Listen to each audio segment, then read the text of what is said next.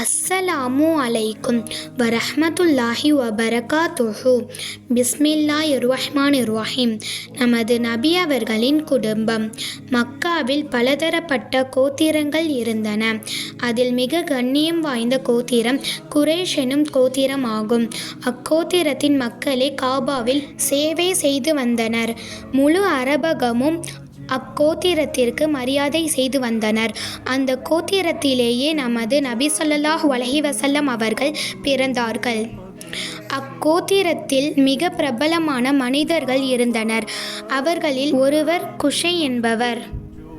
குஷை தமது கோத்திரத்தின் தலைவராகவும் இருந்தார். ஹஜ்ஜு காலத்தில் ஹாஜிகளை தமது விருந்தினராக ஆக்கி 3 நாள் விருந்து கொடுப்பார்கள். குஷையுடைய வாரிசுகளில் ஹாசிம் என்பவர் மிக பிரசித்தி பெற்றவர். அவர்களுக்கு மக்களிடத்தில் பெரும் மதிப்பு இருந்தது. அவர் பெரும் வீரராகவும் கொடை வள்ளலாகவும் இருந்தார்.